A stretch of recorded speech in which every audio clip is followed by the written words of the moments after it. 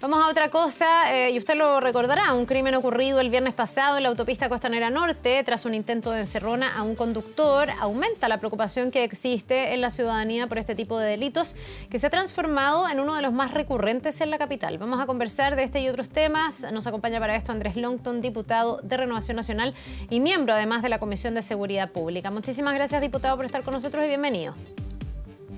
Gracias a ti, Carla. Muy buenos días. A ver, obviamente que esto preocupa y uno se pregunta por qué si hemos tenido leyes, las leyes anti-encerronas, anti-portonazos, se ha tratado de mejorar la comunicación con las autopistas en este caso, todavía no logra evitarse un crimen de estas características. En un hecho que fue bien brutal, digamos, terminan asesinando a esta persona que defiende a su mujer con su hijo que iban en otro auto.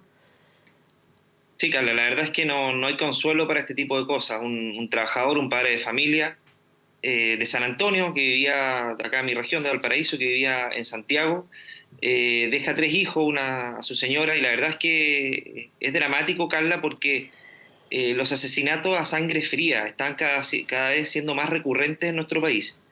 Y eso obviamente que exige mayor dureza y mayor firmeza a la hora de enfrentar los distintos desafíos en materia de seguridad. Y tú bien decías, aprobamos una ley recién respecto a poder mejorar la persecución penal, sobre todo lo que tiene que ver con la adulteración de patentes, mejoramiento de las medidas de seguridad en las autopistas, desarmadurías, cancelación de las inscripciones, bueno, todo lo que tiene que ver con poder inhibir a las personas a cometer este tipo de delitos, pero la verdad es que el grado de violencia no disminuye, Carla, y hay un aumento en los últimos años. Entonces, lo que se tiene que abordar, más allá de enfocarse en la disminución de los portonazos o encerronas, que ha tenido una disminución con respecto al año pasado, es respecto a la violencia, Carla. Y respecto a la violencia, yo creo que tiene que haber un observatorio muy parecido a lo que hizo Vitacura, y aprovecho de destacar lo que hizo la alcaldesa Merino, respecto a poder hacerle un seguimiento a las conductas de estos delincuentes respecto a el modus operandi, es decir, cómo se mueven, a qué hora se mueven, dónde se están moviendo, principalmente porque hay fuerzas limitadas en materia de seguridad.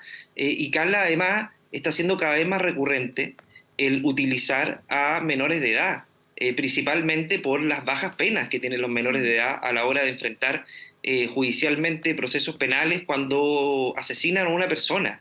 La vida no se va a recuperar nunca, pero este tipo de cosas tiene que servir de lección, precisamente, Carla, para poder abordar aquellos elementos importantes que tienen que ver con la responsabilidad penal adolescente. Nosotros presentamos un proyecto hace algún tiempo que tiene que ver con subir las penas cuando están involucrados menores, porque la verdad es que es tan poca la pena máxima, Carla, y tan poca la conciencia que tiene muchas veces un menor de edad, pero la verdad es que actúa como un adulto, en que tenemos que empezar a replantearnos si es que efectivamente se está sancionando penalmente como corresponde, más allá de la prevención que tiene que haber, porque la verdad es que es tremendamente preocupante, Carla, el nivel de violencia sádica, brutal, que se está ejerciendo contra las personas, y estamos viviendo en un clima de violencia que creo que no tiene precedentes, Carla. Entonces, Ya, lo que ustedes la verdad, proponen, estamos dejando situaciones muy desoladoras. sí, lo que ustedes proponen es subir las penas con la misma edad, en el fondo, que considera responsabilidad penal, o también rebajar la edad de responsabilidad penal.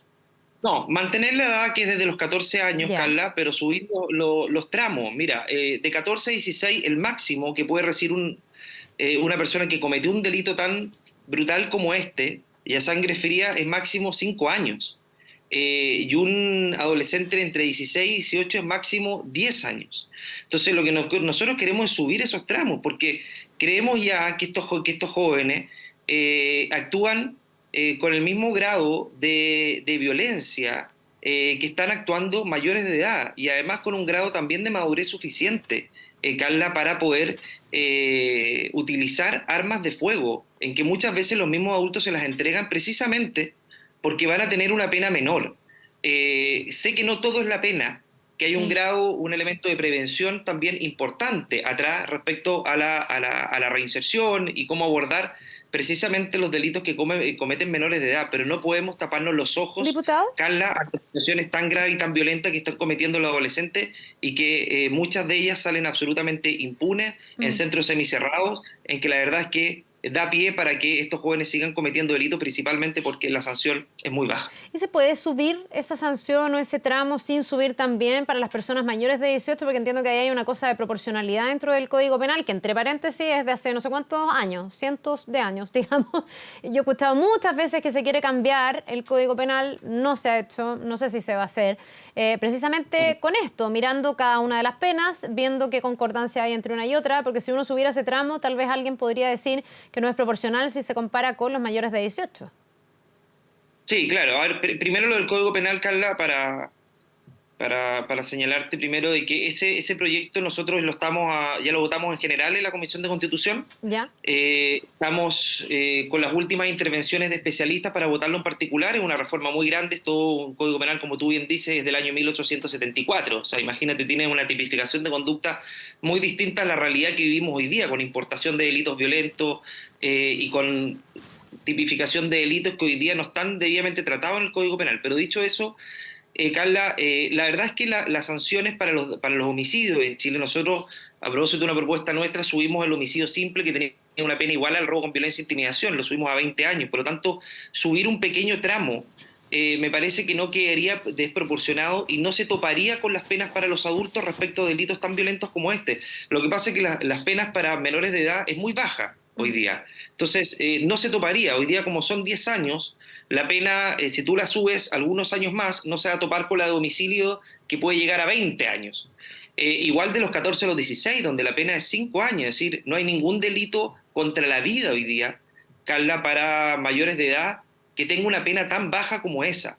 Entonces, tenemos que empezar a preguntarnos si es que son las penas que realmente queremos darle a jóvenes que son absolutamente conscientes de los actos que cometen y que cada vez cometen con más frecuencia delitos de esta envergadura, donde privan a una familia de su padre para toda la vida, Carla, Sí. y por un auto, por un automóvil. Entonces, ese nivel de violencia y de frialdad, Carla, creo que tiene que ser debidamente abordado, no solamente desde el punto de vista preventivo, con los jóvenes y todo lo que tiene que ver con aquello, sino que también desde el punto de vista de la penalidad, porque no puede ser, Carla, que por este tipo de delitos tan violentos, jóvenes entran y salgan de la cárcel como si nada. Y eso tiene que tener un reproche, y ese reproche tiene que ser penal para darle justicia a las familias. Ahora, esta es la mirada de ustedes, me imagino en la oposición, puede ser bien compartida a lo mejor en la UDI, en Evópoli, para qué decir en republicanos, pero yo no sé si es tan compartida esta mirada en sectores más de izquierda, que en el fondo siempre han apuntado más bien a sancionar a los mayores que utilizan a menores de edad, más que sancionar con mayor rudeza o firmeza a los menores de edad, porque también consideran que son víctimas de un sistema de exclusión, de falta de educación, de carreras delictuales que parten muy temprano. Y ahí nos dividimos, ¿no? Entre como esa mirada un poco más conmiserativa y la otra de mayor dureza, mientras la ciudadanía se pregunta ¿cuál es la vía para garantizar la seguridad de las personas? Entendiendo que esto es más complejo que solo mano firme, me imagino yo, pero ¿usted le ve destino a que desde la izquierda, centroizquierda, aprobaran mayor dureza para los delitos cometidos por menores de edad? Mira, Carla, te voy a relatar una realidad que vive el Congreso hoy día. En el Congreso hoy día tenemos mayoría para aprobar proyectos muy importantes en materia de seguridad. La ley Naín Retamal fue un ejemplo de eso. Uh-huh. El proyecto de ley de usurpación, lo más probable es que también se apruebe, y aprovecho de pasar el recado que ojalá el gobierno le ponga urgencia para que se apruebe esta semana y no se postergue una semana más. Pero perdón, el gobierno ha anunciado que ahí podría generar un veto, entonces las miradas no son tan consensuadas. Podría generar un veto, Carla, pero la verdad es que podría generar un veto porque tienen minoría en el Congreso, porque la mayoría está por aprobar este proyecto. Si el proyecto sale del Congreso es porque hay una mayoría. Entonces yo le pido al gobierno que respete esa mayoría. Hay un problema con el Frente Amplio y el Partido Comunista, que tienen una mirada distinta en materia de seguridad, muchas veces condescendiente, o que lo abordan de una mirada distinta, y que la verdad es que eso produce inmovilidad, el no avanzar precisamente en materia de seguridad. Pero la verdad es que las mayorías están, Carla. Yo voy a asumir prontamente la presidencia de la Comisión de Seguridad. Espero que este proyecto espero ponerlo en tabla, precisamente para poder abordar esta temática de los adolescentes que cometen delitos tan graves como asesinar a un padre de familia en plena carretera por robarle su auto. Ese tipo de conductas tienen que tener un reproche penal que le haga sentido a la ciudadanía, Carla. Y la verdad es que una pena de 5 años, o si es de entre 16 y 18 de 10, La verdad es que nosotros creemos que es absolutamente insuficiente, sin perjuicio de poder avanzar paralelamente con la prevención, con abordar las causas de por qué un joven a esa edad comete determinados delitos, en abordar aquello, pero se pueden abordar las dos cosas de manera paralela, Carla, porque creemos que este tipo de conductas no pueden quedar en la impunidad, ¿Diputado? precisamente porque los jóvenes no son mayores de edad. Qué bueno que hable de la impunidad, porque aquí estamos hablando de los pocos casos donde efectivamente se llega a dar con los autores conocidos de una encerrona.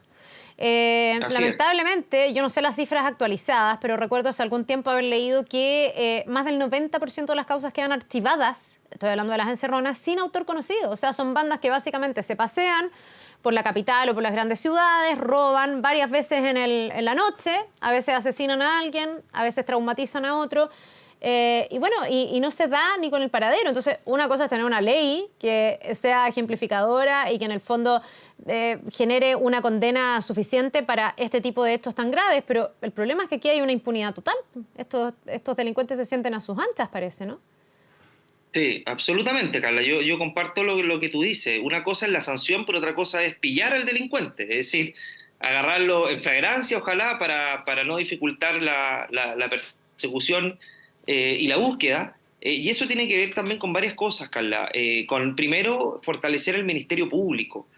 Hay un proyecto y un compromiso del gobierno del año pasado de ingresar este año y esperamos en los próximos meses, como se comprometió el gobierno, un proyecto de ley que entrega más recursos y fortalece al Ministerio Público desde el punto de vista de entregarle mayores herramientas. Lo que tú dices es muy cierto, la mayoría de las causas hoy día están terminando archivadas o directamente la víctima tiene que andar detrás del delincuente entregando antecedentes y eso repercute en que ya nadie denuncia o muy pocas personas denuncian porque no creen en la justicia, porque dicen ¿para qué denuncio si finalmente después mi causa se archiva o me llega una carta a la casa de que por falta de antecedentes no se va a seguir investigando? Y eso tiene que ver con fortalecer el Ministerio Público, con entregarle mayores recursos para tener mayor cantidad de recursos humanos, y eso tiene que ver con mayor cantidad de fiscales. Tenemos fiscales, Carla, que tienen más de 1.700 causas. Yo hablaba con el fiscal nacional y con la fiscal regional de acá, la región de Valparaíso, y me decía que un fiscal no puede tener más de 600, ojalá, causas, que ya es mucho eso. Entonces, obviamente eso termina repercutiendo en que las causas se terminan postergando la investigación. Y conjuntamente con eso, Carla, la Defensoría de las Víctimas, que también es un compromiso del Fast Track de este gobierno que esperemos lo antes posible le ingrese los recursos suficientes para poder sacar ese proyecto, porque ¿sabes por qué es tan importante la Defensoría de las Víctimas, Carla? Porque te va a permitir que personas como la familia de Roberto, que fue asesinado brutalmente, pueda tener un abogado que esté sentado a su lado y se lo pague el Estado, porque hoy día vivimos el mundo al revés, Carla. El delincuente, estos jóvenes que cometieron un delito atroz, van a tener a un abogado financiado por todos nosotros. Sí, Pero la y además familia de son Roberto va a buenísimos tener que abogados. pagar por un abogado. Entonces, eso obviamente que es insólito, es inconcebible, Carla, y tiene que modificarse y crearse esta institucionalidad como la Defensoría Penal, pero de las víctimas, para que colabore también con la Fiscalía para la persecución penal de estas personas. Diputado, antes de despedirlo, conversaba esta mañana con el senador Flores por el ingreso del proyecto de la ley antiterrorista. Ya muchas veces hemos escuchado que la actual ley antiterrorista sube demasiado el peso de la prueba, que a lo mejor puede ser más complejo comprobar un delito o no, que tiene demasiado como aspecto subjetivo y que hay que objetivarla de alguna manera. Bueno, ¿qué le ha parecido a usted lo que se sabe hasta ahora y se conoce del proyecto que está presentando el Ejecutivo para, ahora sí, tener una ley antiterrorista no solo que exista, sino que se aplique? Sí, a ver, primero es valorar que este gobierno, que tenía una mirada muy reticente, incluso a hablar de terrorismo, Carla, hablaban de violencia rural hasta hace poco tiempo atrás, incluso sus parlamentarios aún les cuesta que salga de su boca la palabra terrorismo, algunos ni siquiera son capaces de decirlo, pero ya que hayan presentado un proyecto me parece valorable, pero también respecto a los antecedentes que tenemos, Carla, no tenemos el proyecto de ley, que se podría haber fusionado los que están en el Congreso hoy día. Primero creo que hay una desconexión del proyecto con respecto al terrorismo que tenemos en Chile. En Chile no tenemos del terrorismo internacional como el Estado Islámico, tenemos un terrorismo nacionalista y muy claro en la macrozona sur. Y yo creo firmemente en que no sancionar, por ejemplo, la quema de una iglesia, una vivienda, una escuela, un centro de salud, que sería un simple delito de incendio y no un delito terrorista, creo que no parte con el pie equivocado. Y creemos que es insuficiente. Le falta un foco preventivo en la persecución penal, no se señala ninguna protección especial para las víctimas y testigos del terrorismo, se eleva el estándar probatorio.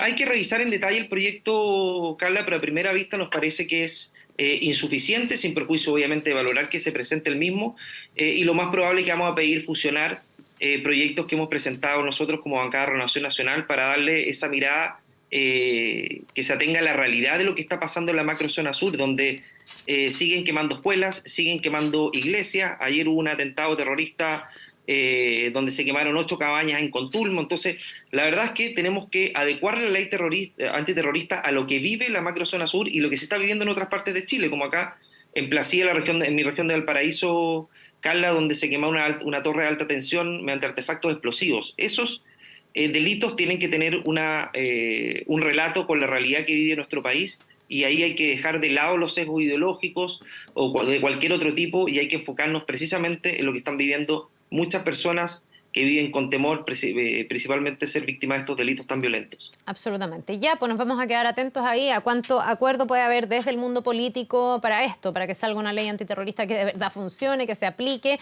y ver hasta qué punto las leyes pueden también aportar a estos temas que me imagino también tienen otras vías de mejora. Le queremos agradecer, diputado Lontón, por haber conversado esta mañana con nosotros. Que le vaya muy bien. Gracias a ti, Carla. Buenos días. Nos vemos, buenos días. Vamos a una pausa, 10:45. Estamos de vuelta de inmediato.